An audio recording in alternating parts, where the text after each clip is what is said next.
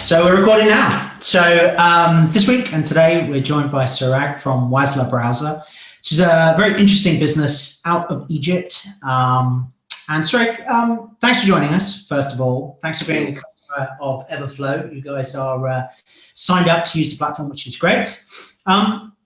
Before we kind of like get into it, I guess, can you tell me about how the business started? How, did it come from an idea between, because there's a few co-founders in your business, right? Yeah. How did the idea start, and what is it that you guys do, and what was the birth of the whole idea of Wasla? Sure. So firstly, thank you, Zach, for the quick introduction. So I'm s.meneassy, one of the co-founders at Wasla. I tend to focus more on the commercial functions, so anything related to marketing or monetization tends to fall under me. In terms of the founding story, it's pretty simple. If you think about it, there hasn't been a change in how we access the internet, or there hasn't been a change in the browser space since the introduction of Google Chrome, maybe 10 or 15 years ago. And I'm originally Egyptian, but I was thankfully lucky enough to be able to go to international schools and live abroad and study abroad and things like that. So internet access and the knowledge that's available to us was very easy for me to access, right? But if you look at the average Egyptian, when you come to ask them a question that you'd be able to find easily online, they don't have the right skill sets or the right tools to be able to find that knowledge, right? And when we started to think about the problem in a little bit more detail, the largest barrier for users in emerging markets, or in Egypt specifically, was the cost barrier, right? Internet was still considered a luxury in a lot of the markets that we're focused on. So that was a huge problem that we wanted to solve. To put things into perspective, the average cost of 1 gigabyte here in Egypt equates to almost the same cost of 1 gigabyte in France or in Spain or kind of developed countries. But obviously the income levels is nowhere near the same. So relatively speaking, it's 18 times more expensive for the average Egyptian to earn 1 gigabyte. And it takes them approximately 29 hours of work to be able to afford that gigabyte. So it's a significant barrier. So we wanted to solve that problem, and we started thinking of ways to do so. And one kind of glaring opportunity that we saw was an average user in Egypt doesn't even know what a browser is, right? For them, the online world equals Facebook, YouTube, and Instagram, right? The first online experience for a majority of these people that were coming online for the first time was purely Facebook, Instagram, and YouTube, and these content players, right? These guys completely bypassed the browser experience.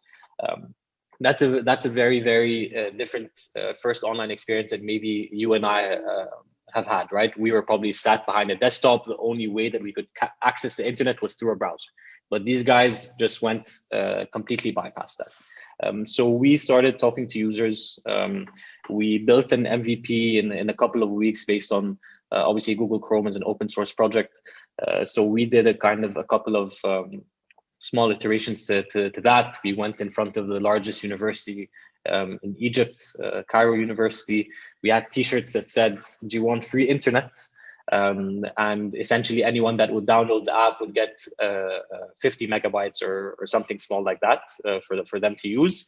And we saw thousands of downloads in a matter of an hour or two. So we knew that we were onto something, and yeah, we've been building it. We've been building this for 3 years now. We have over 1.5 million users here in Egypt. We're launching in Nigeria in a couple of weeks' time. So yeah, things are going well. Very interesting. And so you guys kind of followed the Facebook model of going to the top universities first. Exactly. Social network movie, yeah. Exactly. So like, that's obviously the challenge that you guys are solving. What value do you add to your users, and how do you guys make money? Sure. So Wasla is a typical browser, very similar functionality that you get from any traditional browser, like Chrome or Safari or Edge, but we differentiate ourselves in a couple of different ways.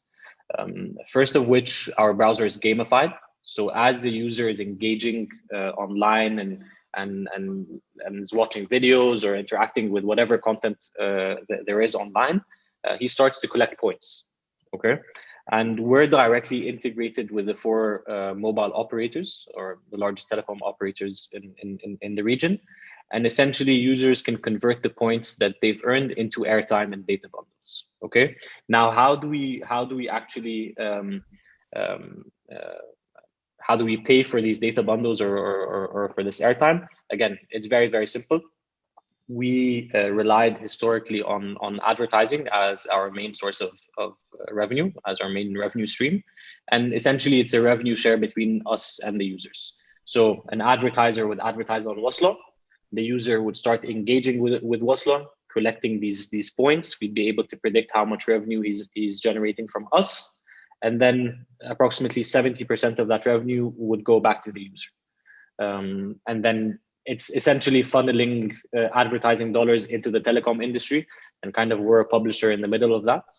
But yeah, obviously advertising is a really difficult business, especially for a young publisher based out of MENA.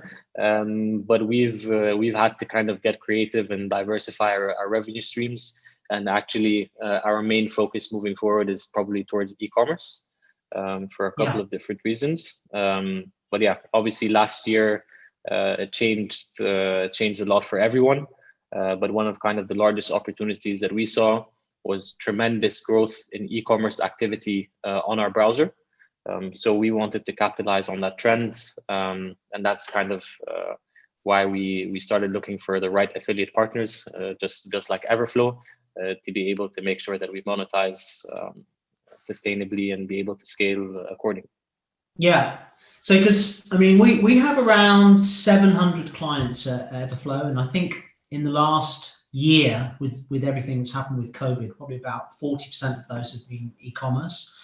Oh. And I was shocked the other day when I was looking at the valuations of Stripe and people kind of connected within that e-commerce ecosystem, like how much value is now placed on that from a forward-looking perspective of apparently, in this Stripe report that they produced, they only about 14% of purchases are still made online for commerce as a whole, which is kind of staggering when you think of it. I mean, here in the UK, I mean, we're based all over the world at Everflow, but here in the UK, I'm in the UK, like Amazon gets all my money, I mean, I'm just booking on Amazon and it's delivered and things like this. So you've identified that e-commerce is the trend, the wave that you're going to ride.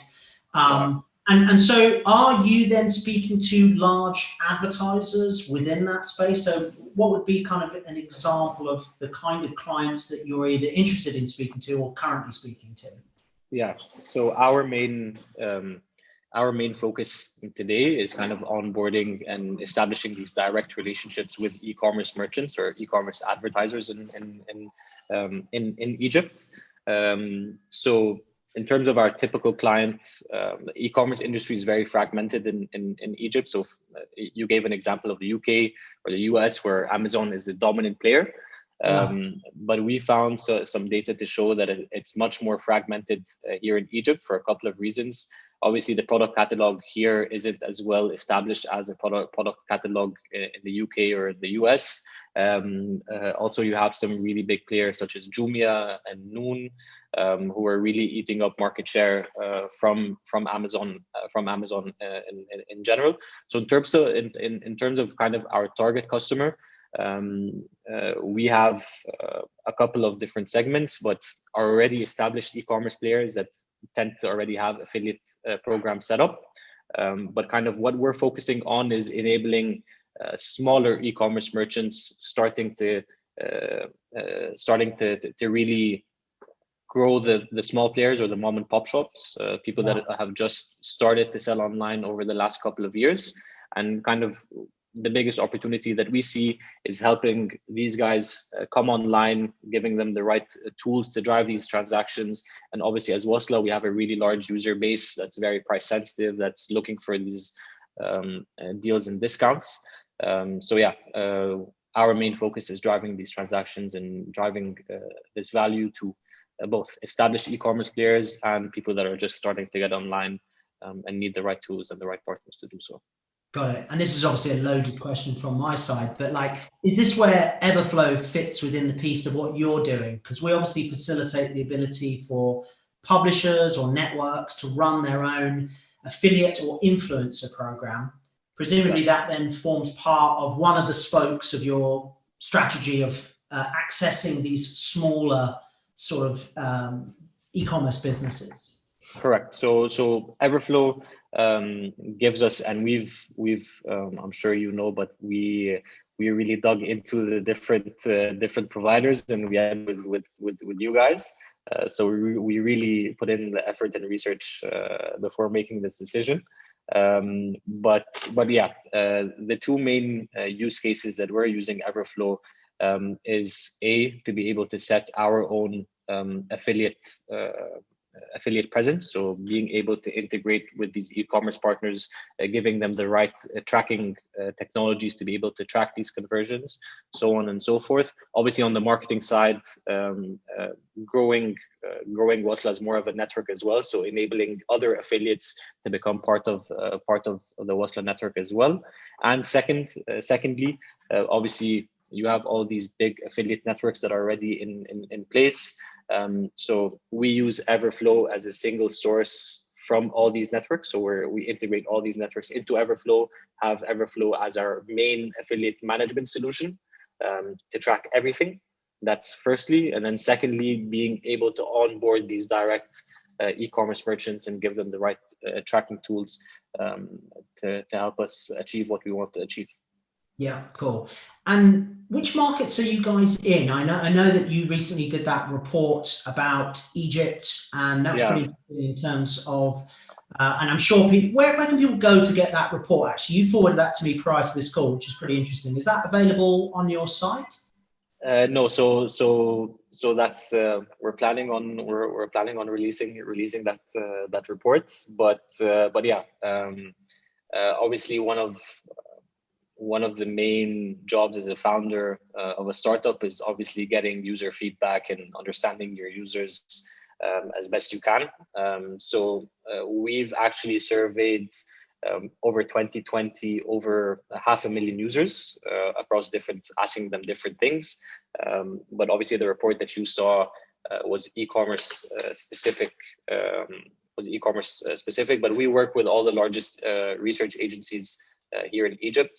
So we kind of provide these reports on a case-by-case basis. But yeah, in terms of the markets that we're looking at, we're live in Egypt at the moment only. We're launching Nigeria in a couple of weeks' time with a focus to expand across the African continent within the next 12 to 24 months. We'll be opening up a couple of new territories as well. In terms of kind of the e-commerce market in Egypt and the region, it's still super early days. So even though we saw tremendous growth last year, approximately 60% increase in e-commerce activity as a whole. So definitely still massive room for growth. We have approximately 30 million online shoppers in Egypt, or 30 million people that have engaged in some sort of online commerce last year. And one of kind of the biggest findings that we found is... And sorry to interrupt you, like the population, just for our other listeners, population in Egypt is about what, 85 million, something like that, isn't it? Around 100 million. 100 million, okay. Yeah, around 100 million. So roughly a third of getting some engagement with e-commerce right now. Exactly. But this takes into account things like Uber, Korean, so not traditional e-commerce only, but takes into account food delivery, ride hailing, and a bunch of other stuff as well, video on demand as well. So that's kind of a wider umbrella, not traditional e-commerce, not only traditional e-commerce. And one of the fascinating things that we found is people kind of underestimate e-commerce penetration. They think that people aren't necessarily engaging with online commerce, but from our findings, the issue is with frequency, right?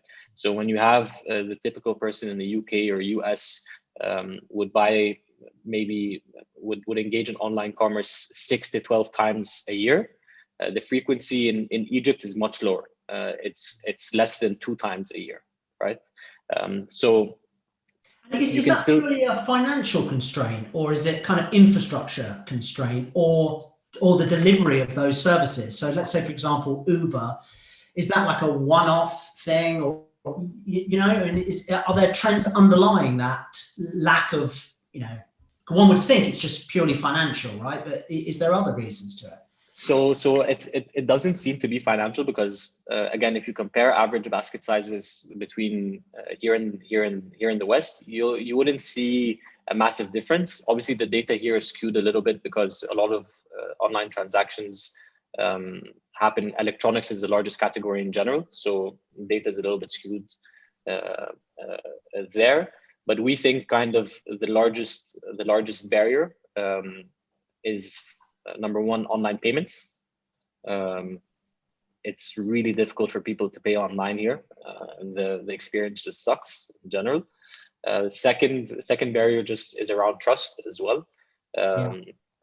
So obviously trust in a couple of different areas of the funnel, but primarily the last mile and the logistics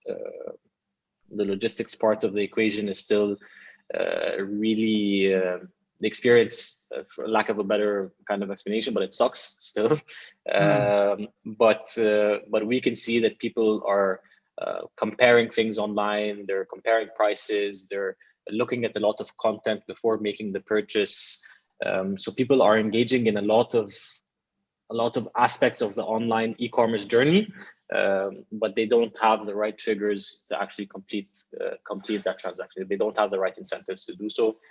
The e-commerce players have done such a great job to alleviate those pains as well. Yeah. But I mean, that trust element is a huge thing, isn't it? And when you think back to, when people were thinking, well, the internet's come around, but you'll never buy a house online, or you'll never buy cars online. I mean, that has now changed, right? With the rise of video and immersive experience and the trust and all this kind of stuff. Seems like everything is available online. And obviously, even if you're working off a low base, like double-digit growth of 60%, or whatever that figure is, and presumably Egypt is obviously, it's a lot further advanced than some of the other countries within the broader continent, right? Yeah. You guys are part of the Google Growth Program. What is that? I haven't come across that before. That sounds exciting. What is it? It is, to put it simply, we get kind of dedicated support and management from different aspects within Google. So primarily, for example, the Google Ads team, we have a dedicated resource that helps us with customer acquisition, to optimize our campaigns, to make sure that our creatives are going towards the right direction and according to the kind of standards set by Google. On the monetization side, historically, again, our main revenue stream was advertising. Obviously, we manage all our advertising inventory through Google products. So they help us kind of make sure that we maximize our revenue there. We get a lot of support from their cloud team as well. So making sure that we're optimizing our costs and all these different things. So to put it simply, it's just getting dedicated support from the Google team across different aspects of our business, but primarily on customer acquisition, cloud costs, and monetization. So yeah, we're part of a couple of these interesting programs as well, and yeah, a lot of strategic partners that have helped us reach where we are today, honestly. Well, we were saying just before we kind of turned on that, like, the canvas you guys are painting on is pretty broad, and everyone wants to be a part of that, right? With a population that may be set to double in like 30 years in Africa. It's the market that a lot of people put a lot of focus on infrastructure on, and also focus on serving that market. With from your perspective, what do you see like the future roadmap looking like within Wasla from a kind of commercial perspective? Obviously, you've got territorial expansion, and presumably there's kind of vertical expansion in terms of the advertisers and so on that will be coming on. What are some of the other things that you guys are looking forward to in the next 12 to 24 months? Sure. So our main focus for 2021 and 2022, other than geographical expansion, is to really optimize our browser for e-commerce or mobile commerce in general. So we're building a couple of really nice products and features to cater for the e-commerce journey and to help people start engaging in online commerce much more frequently, and at the same time helping our merchants with the problems that they have.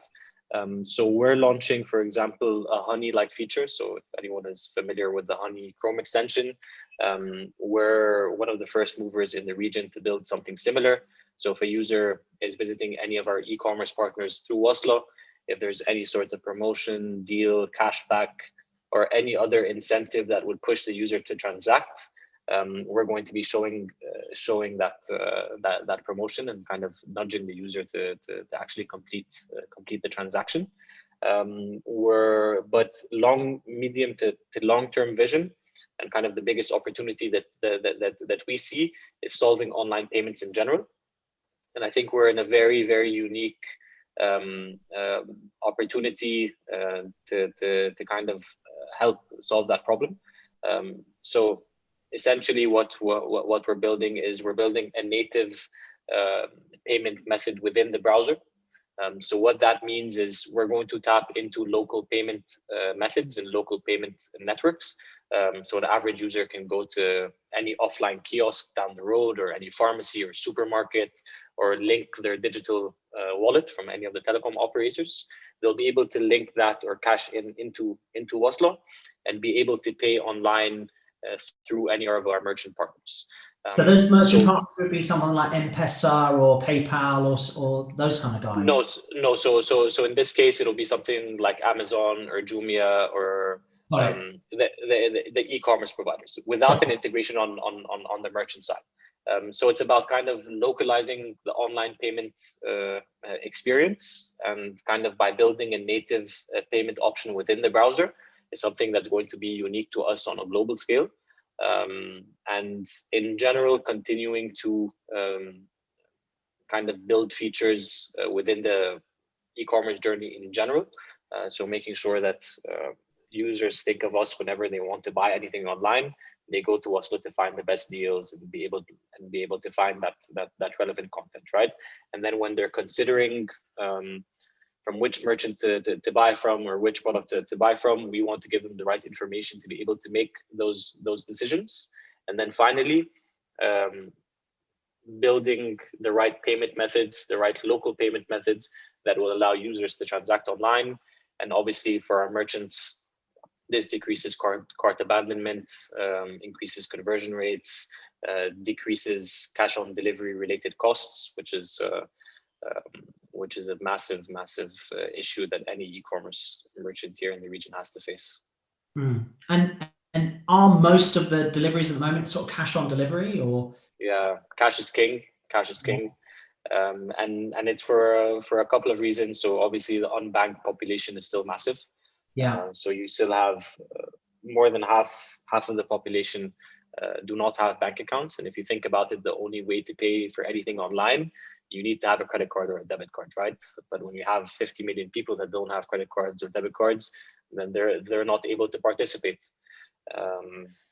So we think by being a browser and kind of linking existing and local payment methods into the browser, we'll be able to facilitate those payments quite easily, hopefully. Yeah, very cool. Very cool. And what is, I mean, like, it sounds so like obviously the market's developing. What are the kind of big challenges that you foresee? I mean, obviously, again, that's a loaded question, right? But like, what? Because you've got quite a big ball of sort of string to unpick, right? As you go into these different markets, what's going to be the main hurdles that you see right now that are going to stand in your way? Sure.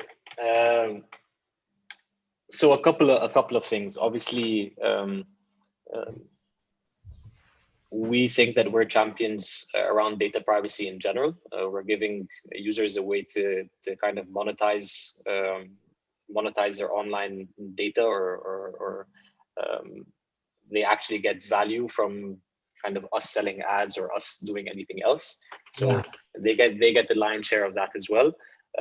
But obviously, as you know, with the changes in the online advertising ecosystem over the next 2 years, we're expecting a significant change in both the regulatory side and from the user perception. So we see that as not necessarily a risk, but something that we can't be naive about. We need to make sure that do our best to make sure that we're 2 or 3 steps ahead when it comes to data privacy and making sure that we're good custodians of our users' data. Because obviously you've seen all these wonderful use cases. So that's definitely something that we're keeping an eye on and trying to innovate and kind of be the champions in the region. Secondly, obviously building a browser isn't an easy job, and kind of people tend to put you in the same bucket as Google's and all these really nice, wonderful large companies. So definitely one of the risks that we acknowledge obviously is competition, and how kind of competitors are going to react once we have. So we're a little under 2 million users now, but I'm very curious to know kind of how they'll react in a couple of years' time if we do achieve what we do want to achieve and have tens of millions of users, if not hundreds of millions of users on the platform. I'm very curious to see how competitors are going to react. But yeah, aside from those 2 things, generally regulation, number 2, user perception around user data, and then 3, what are the big guys going to do when our knock is loud enough? Yeah, interesting. And you guys are obviously a publisher right now, linking to those merchants to access it. What kind of publisher? You mentioned sort of smaller sort of businesses. How do you envisage the average sort of e-commerce store working with you guys, if not already? Like, what are the steps that they need to do to be up and running and to access that user base as it grows? Sure. So thanks to you guys. It literally takes a couple of minutes, but yeah, technically the onboarding process is super simple. Through Everflow, we have a couple of different tracking options. So obviously the value, if we take a step back, the value to the merchant is quite easy, right?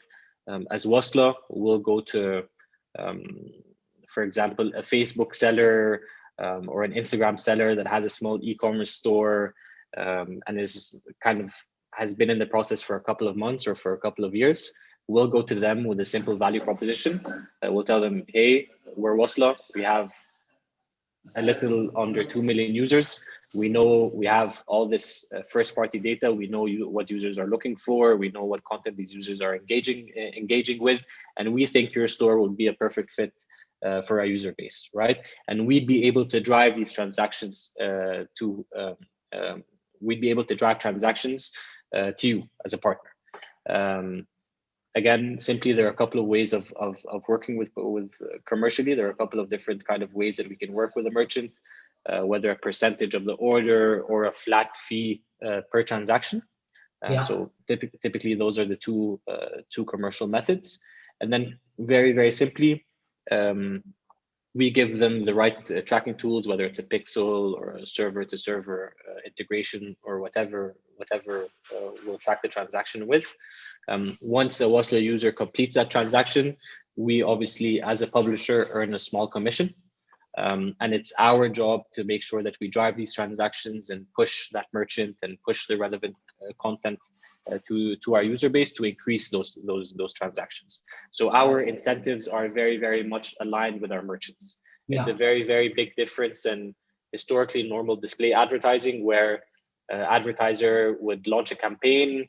That campaign would end, and then that's it, right? It's a 2 week, 3 week, 4, if you're lucky, a 2 month a 2-month long relationship.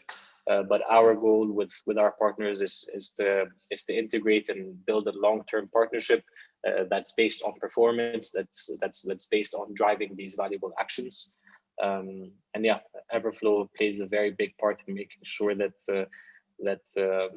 both the merchants have the visibility and transparency to see these transactions and where they're coming from, and obviously us as Wasla or as a publisher to make sure that we have the right data and we can see those transactions as well.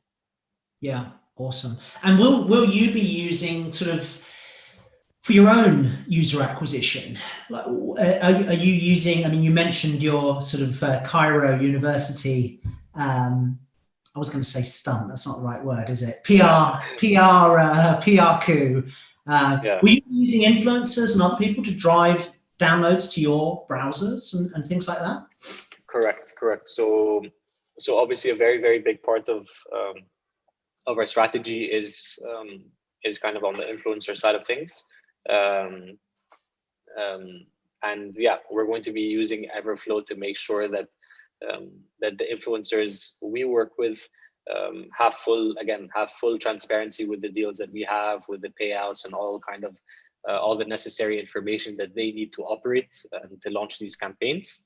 And obviously, as you know, the influencer space is exploding, and influencers is it Africa, generally? It's huge. Wow. Especially Egypt. It's huge. It's huge. And typically, the relationship between influencers and brand and advertisers is very, very broken. And there's a lot of manual things and account management things that need to be done because they don't have the right tools and the right technologies to do so, right? But for example, with Everflow, each influencer has their own dashboard. They can pick the deals that they want. They can see very, very clearly their earnings.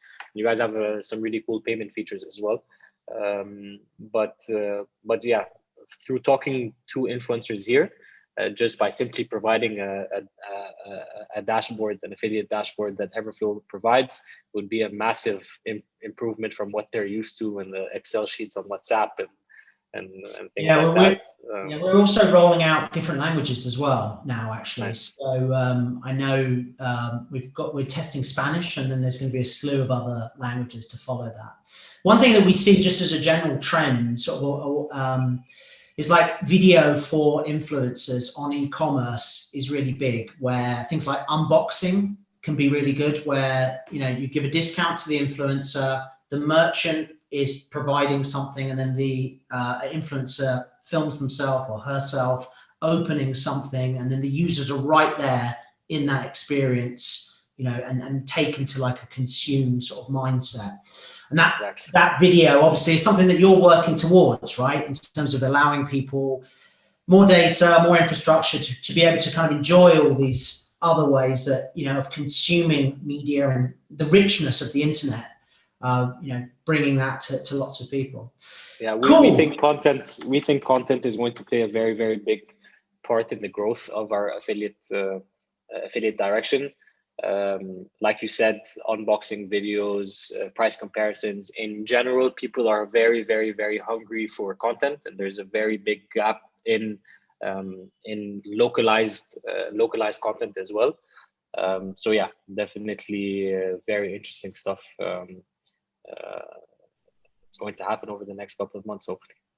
Definitely. Well, I said when we first spoke, I think you guys are in a really interesting market, and it's been a real pleasure working with you guys to get up and running. So we wish you every success here at Everflow. And do you have any other kind of, final thoughts or just general, things that are, exciting right now for you in the business, or just general things that, you're most positive about within the next 3 or 4 months? Yeah, I think generally speaking, kind of people that operate within our industries have been very, very lucky over the past year or so. And I'm super excited to see how e-commerce and affiliate marketing in general evolves in the region. It's super, super, super early days. So anyone that's watching this that has any sort of ambition to enter the region, needs any support in the region, whether MENA or Africa, please reach out. We'd be more than happy to continue building the ecosystem, building the right relationships with all different stakeholders. At the end of the day, it should be a win-win scenario for everyone involved. And yeah, super exciting times. Cool.